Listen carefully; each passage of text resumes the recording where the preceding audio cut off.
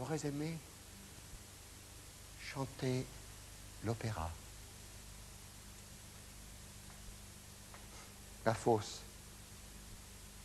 Entre le public et moi, cette mer de musique où plonger, couler, se perdre.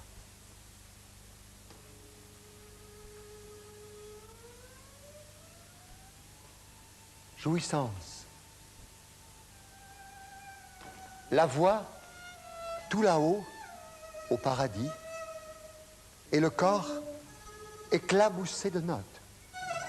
Chanter, dévaler un grand air comme sur des skis, plus vite, plus haut. La la la la la.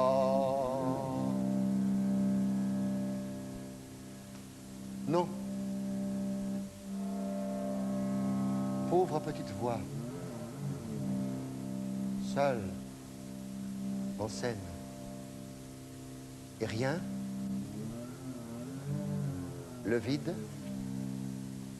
le silence, la fatigue.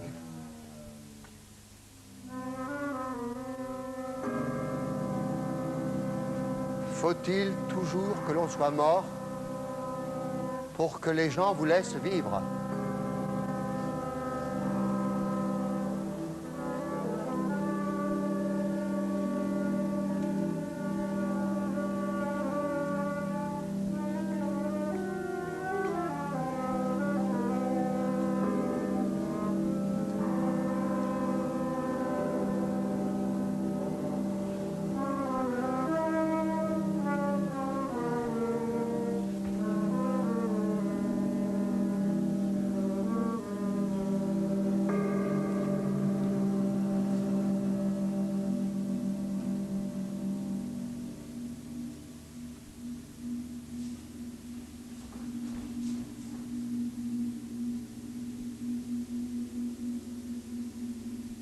Dites ce texte, je vous en prie, comme je viens de le faire, d'un débit rapide et bien articulé.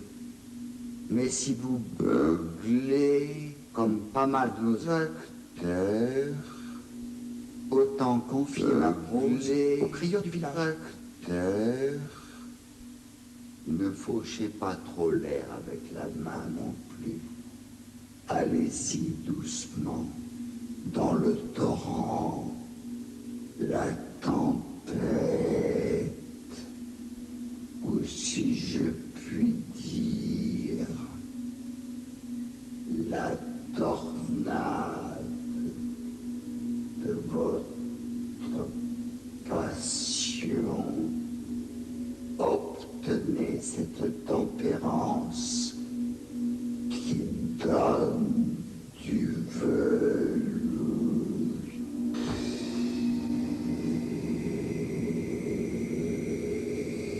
M'offense jusqu'à l'âme le robuste cabot emperruqué qui déchire en lambeaux et son cœur et les oreilles du public, lequel bien souvent d'ailleurs n'apprécie que le bruit et les rodomontades.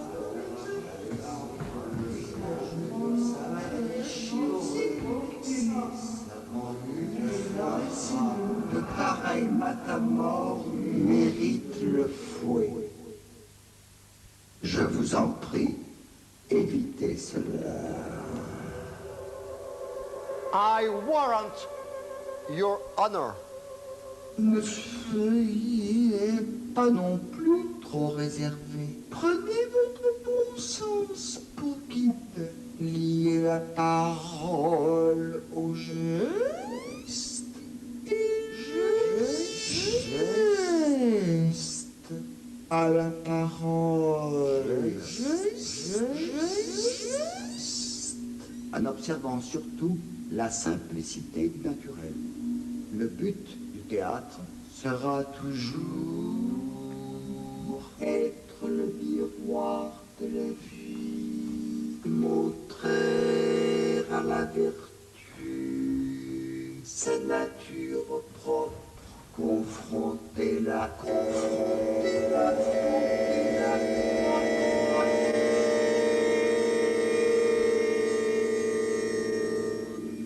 la violence à son image et l'époque tout entière parce qu'elle est par rapport au temps passé.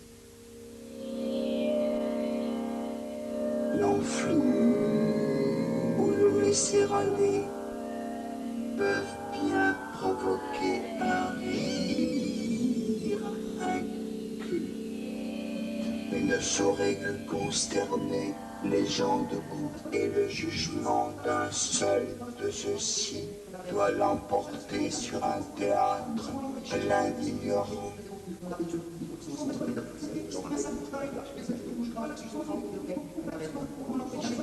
Oh, bien sûr, il y a des acteurs, et je les ai vus jouer, et j'ai entendu les applaudissements qui n'ont l'accent et l'allure ni de chrétiens, de païens même, qui se tendinaient et s'époumonaient comme de vulgaires pantins malfaitants. Leur imitation de l'humanité était pitoyable.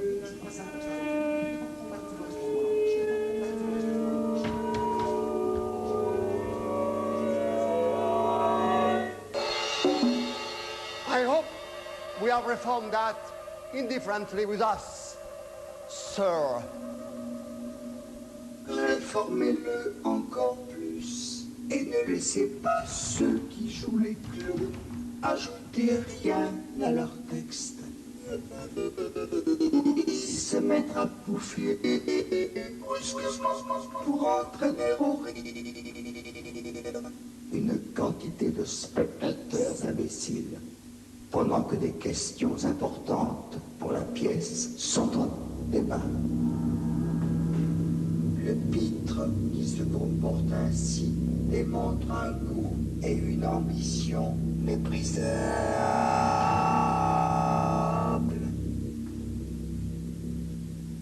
Allez, allez vous préparer. Allez, allez, allez, allez.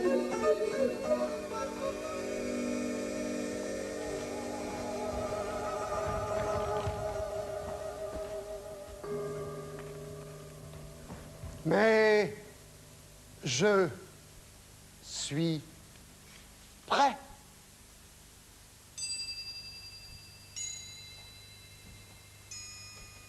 Plus l'homme cultive les arts, moins il bande.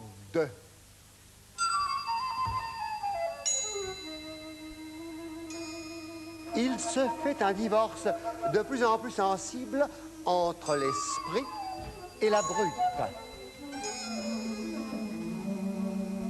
La brute seule bande bien, et la fouterie est le lyrisme du peuple.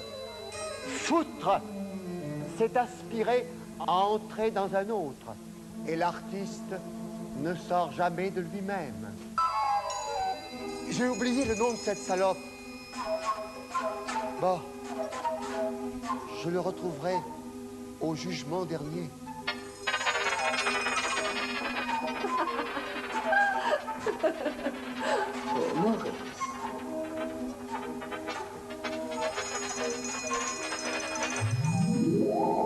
Ce n'est pas de moi. Mais de qui? Je ne sais plus. C'est étrange. On se souvient bien mieux des choses apprises il y a longtemps, dans sa jeunesse. Oui, on pourrait croire que le dernier texte appris est celui dont on se souvient le mieux. Entré, disparu. Tiens, la dernière pièce, c'était quand? L'année dernière. Non, j'ai fait ce film qui n'est pas encore sorti. Le cinéma. Alors, la saison précédente. Non, j'ai fait cette tournée terrible. Mais non, la tournée, c'était encore avant. Et depuis... Ah oui... Quelle importance!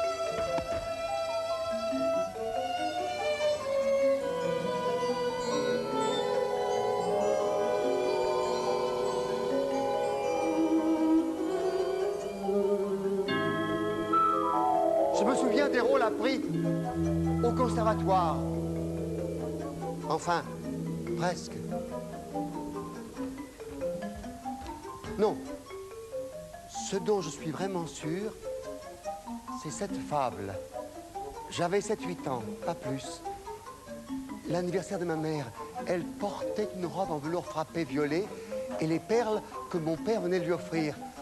Je me souviens, dans le petit jardin, derrière la maison, au milieu des iris.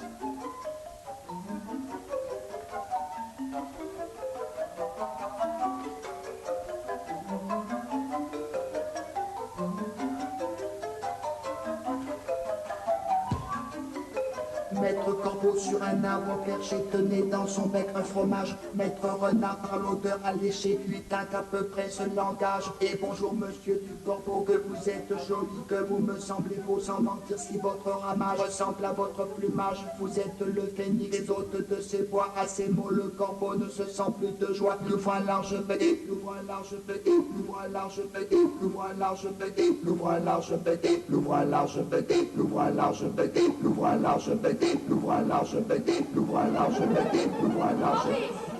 Maurice! Taisez-vous!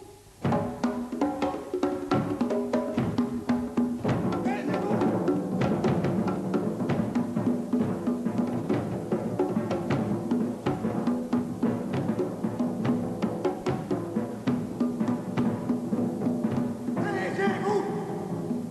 Vous criez comme une bête de proie. Il ne faut pas crier comme cela. Votre voix m'ennuie. Taisez-vous. Taisez-vous, je vous dis.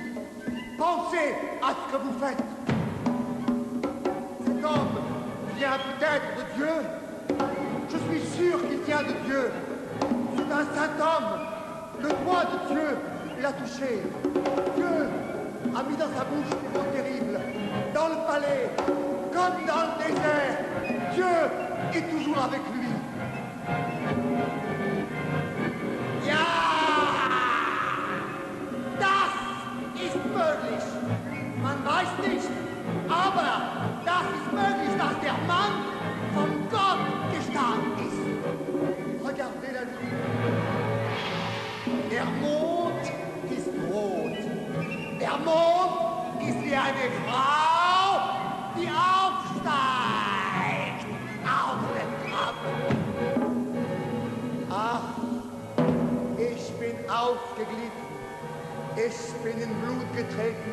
Das ist ein böses Zeichen.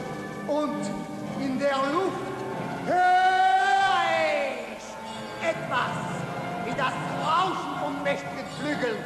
Das ist ein böses Zeichen. Aber ich habe von niemandem Angst. Still bei. Du möchtest nicht, dass wir ein Dummheit. Jetzt, hör jetzt auf mich. Sei ruhig. Ich bin calme. Ich bin ruhig. Ich bin ganz ruhig.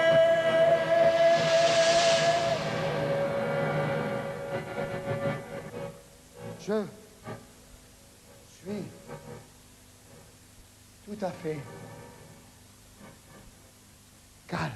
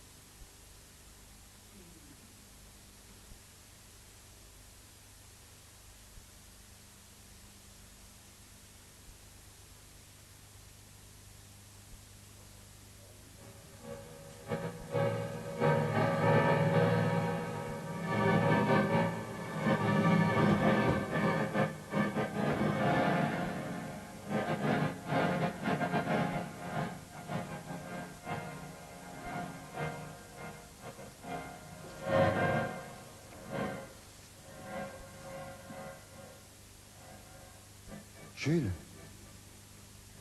Jules. Parle-moi, toi. Dis-moi que je suis calme. Je n'ai pas le trac. Je n'ai jamais le trac. D'ailleurs, pourquoi le trac? Ils sont là, dans le noir. On ne les voit pas. Peut-être n'y a-t-il personne? Qui sait? Pas un bruit. C'est qu'ils écoutent. S'ils n'écoutaient pas, ils tousseraient. D'ailleurs, s'ils toussent, c'est parce que c'est l'hiver, parce qu'il fait noir. Tu n'as jamais la grippe, toi, Jules? Parle-moi. Je n'aime pas le froid. Et toi non plus, n'est-ce pas? Tu verras. Si la pièce marche bien, on tiendra jusqu'au mois de juin. Et après, à nous les vacances. Les pays chauds. Je n'aime pas le silence. Au bord de la mer, le bruit des vagues, le vent, comme une musique. Tu parleras là-bas, n'est-ce pas? Embrasse-moi. Embrasse-moi, je serai sage. Je le promets. Je le promets.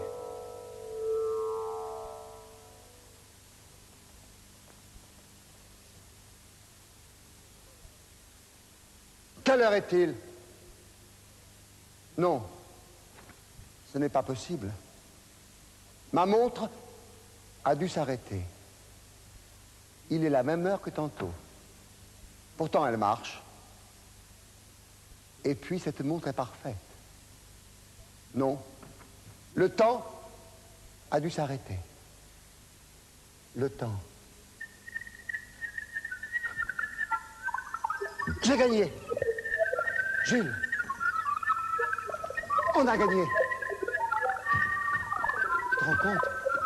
Tu te rends compte? Le temps perdu. Le temps. Le temps perdu. Aïe. Que me muero. San Juan de la Cruz.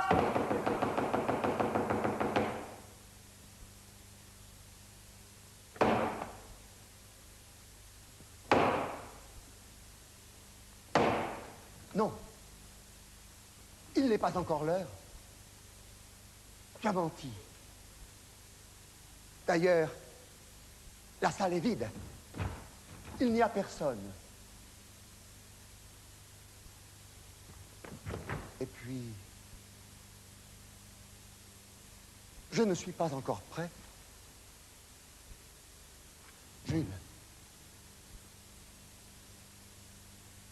je t'en prie. Je suis malheureux. Je suis si malheureux.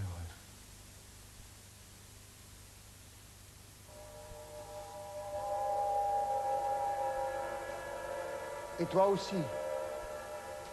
Regarde-moi, Jules. Toi aussi. Je le sais.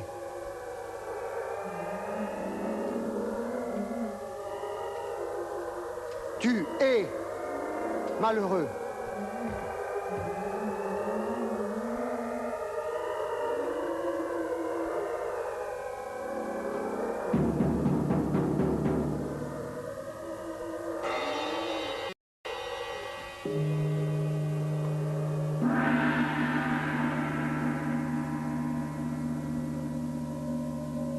Nous ne sommes pas seuls à être malheureux.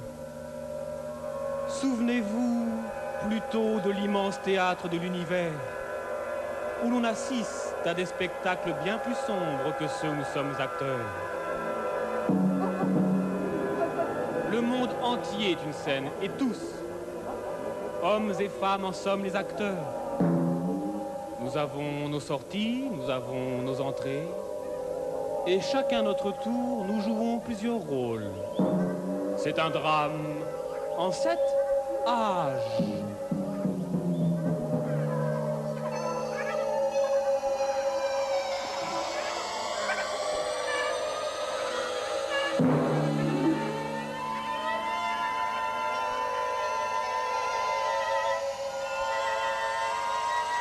L'enfant, d'abord, miaulant et vomissant au bras de sa nourrice.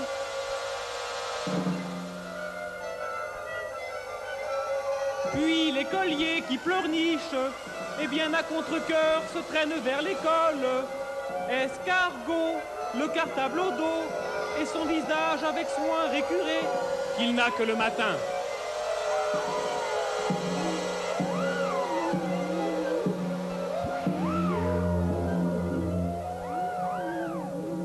Et puis, c'est l'amoureux, profond soupir de forge, nostalgique balade pour les divins sourcils de sa maîtresse.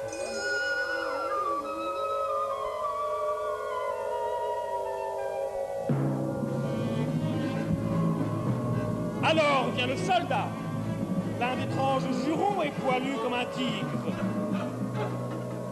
Jaloux de son honneur, rapide à la bagarre, poursuivant cette bulle, on nomme la gloire, jusque devant la gueule du canon.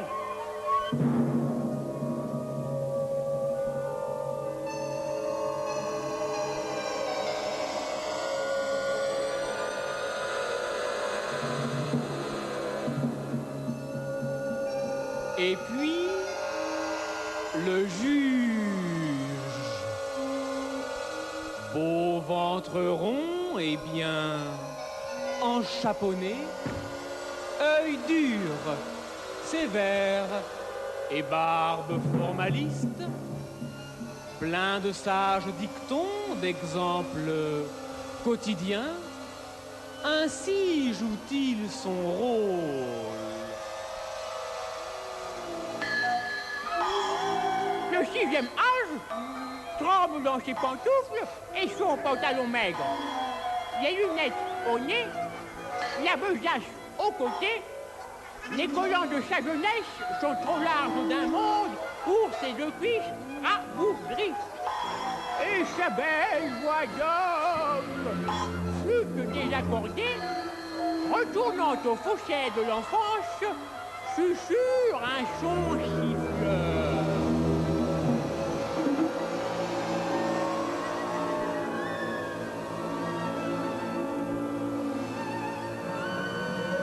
Scène finale enfin, clôture de notre histoire étrange et bien remplie. Il redevient enfant, l'enfant sans souvenir, sans dents, sans yeux, sans goût, sans rien.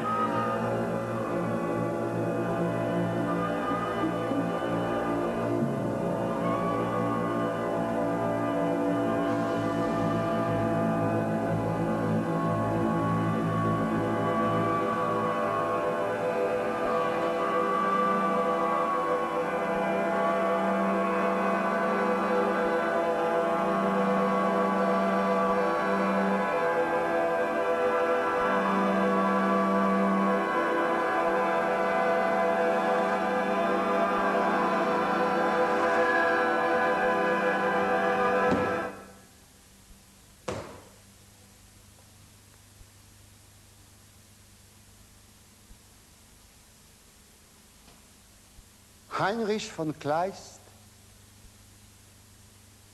sur le théâtre de marionnettes.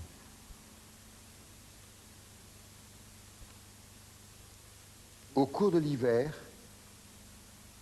je fis rencontre dans le jardin public, un soir, de Monsieur B, qui venait d'être engagé comme premier danseur à l'opéra et y obtenait un succès extraordinaire.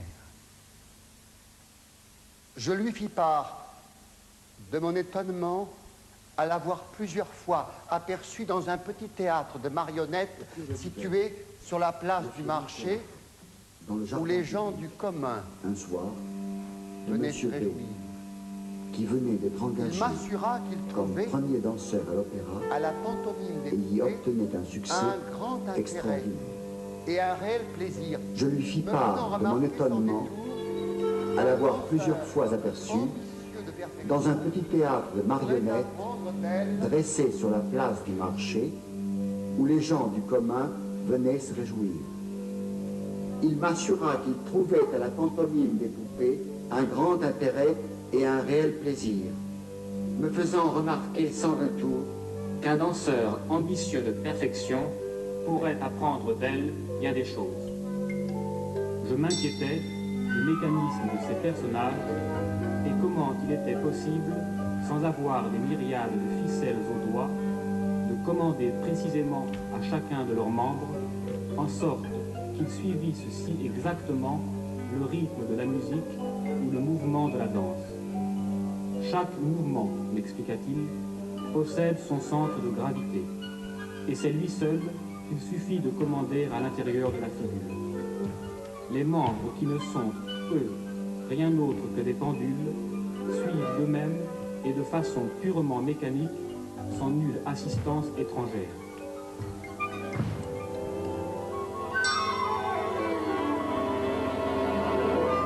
La ligne que le centre de gravité doit décrire est fort simple, le dit-il. Dans la plupart des cas, ce n'est qu'une droite. Et s'il arrivait que ce fût une courbe, ce ne serait rien d'autre qu'une ellipse, c'est-à-dire une forme éminemment naturelle pour les extrémités du corps humain. Mais cette ligne demeure quelque chose d'extrêmement mystérieux, car elle n'est rien d'autre que le chemin propre de l'âme du danseur.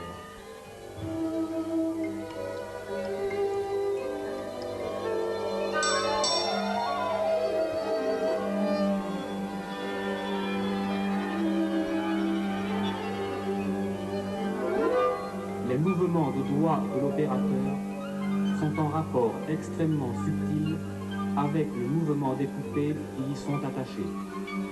Quelque chose comme le rapport des nombres avec leur logarithme, ou des asymptotes avec les hyperboles.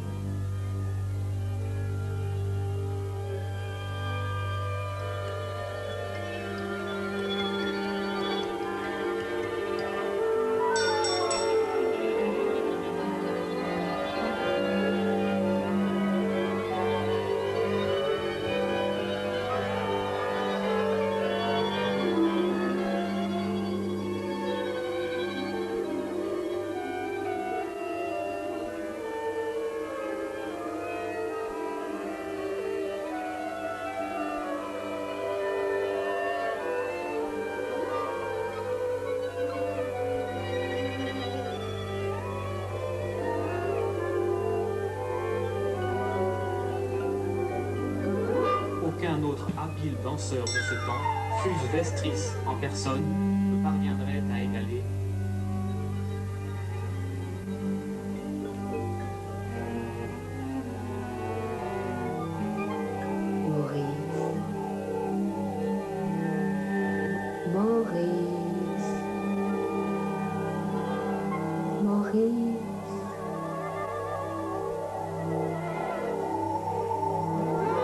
équilibre, souplesse de mouvement, légèreté, mais surtout la naturelle disposition des centres de gravité.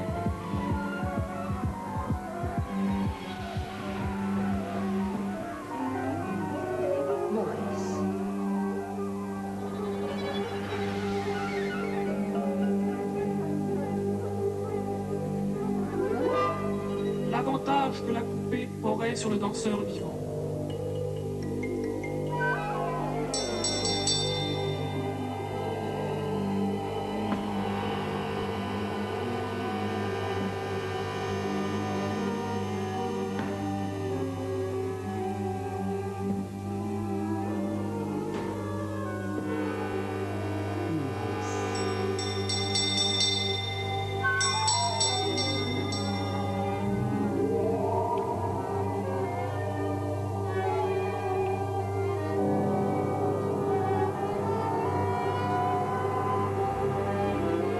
Le second avantage que présentent les poupées, c'est qu'elles sont anti-gravité. De l'inertie ou pesanteur de la matière, cette propriété entre toutes la plus opposée à la danse, elles ne savent rien, puisque la force qui les tire en l'air est plus grande que celle qui les attache au sol.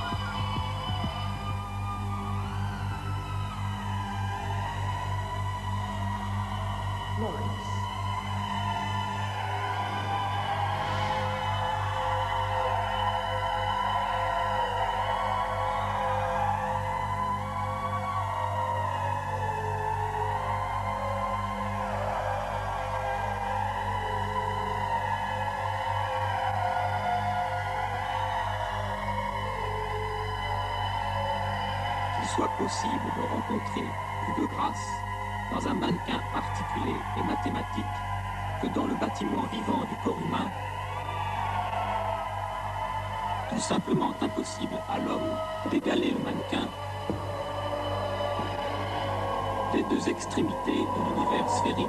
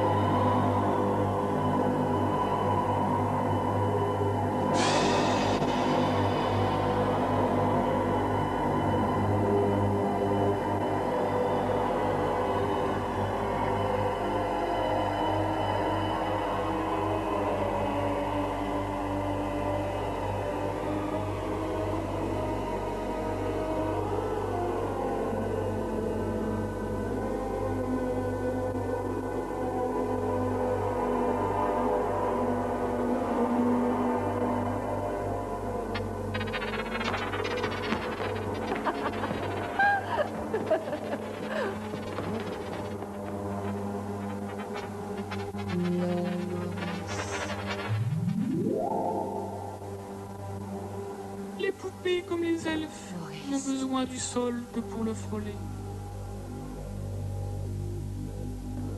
Maurice. Maurice.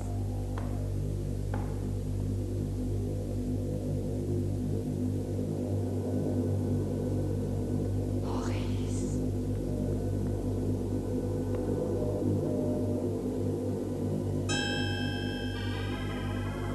Pour me faire voir, il souleva son pied.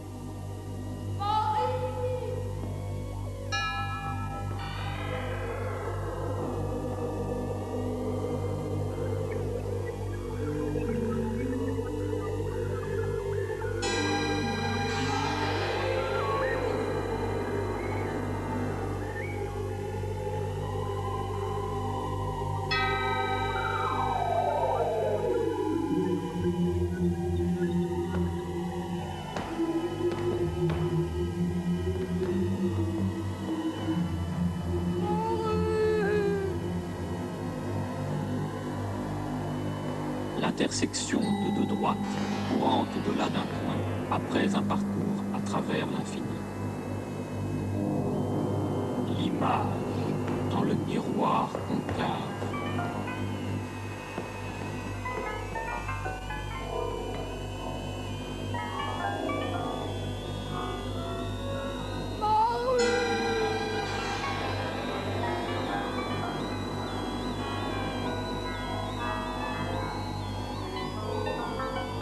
tout aussi bien chez la marionnette et chez le dieu.